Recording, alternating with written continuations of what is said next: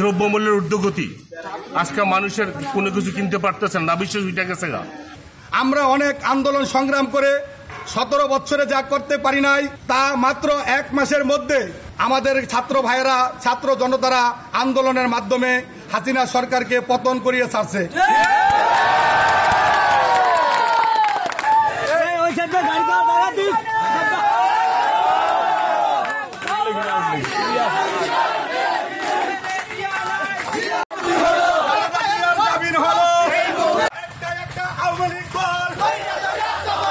আওয়ামী লীগ যখন ক্ষমতায় আসে, সৌরশাসক হিসাবে 17 বছর ক্ষমতায় ছিলেন, বহুত মায়ের মুখ খালি করেছেন, বহুত মানুষকে ঘুম করেছেন। আমরা অনেক আন্দোলন সংগ্রাম করে 17 বছরে যা করতে পারি নাই তা মাত্র 1 মাসের মধ্যে আমাদের ছাত্র ভাইয়েরা, ছাত্র জনতারা আন্দোলনের মাধ্যমে হাসিনা সরকারকে পতন করিয়ে ছাড়ছে।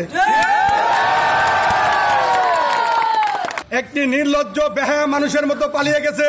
এত বছরের একটি পুরানো দল এইভাবে রাতের অন্ধকারে সকলকে এতিম করে পালিয়ে যাবে, এইটা আমরা কখনো আশা করি নাই। রক্তপিয়াসু সরকার রক্ত খেতে খেতে যখন দেখছে যে তার ফাঁসি হয়ে যাবে, তখনই চোরের মতন পালিয়ে গেছে।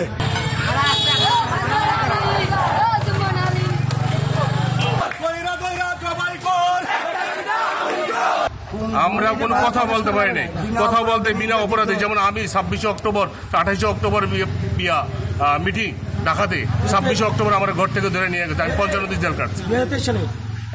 এই 2023 সালে অযথা এরকম আমার মতো গন্তে গেলে আপনি শতকরা 90 জন আপনি জেলের ভিতরে পাবেন, কেউ না কেউ জেলের ভিতরে আছে।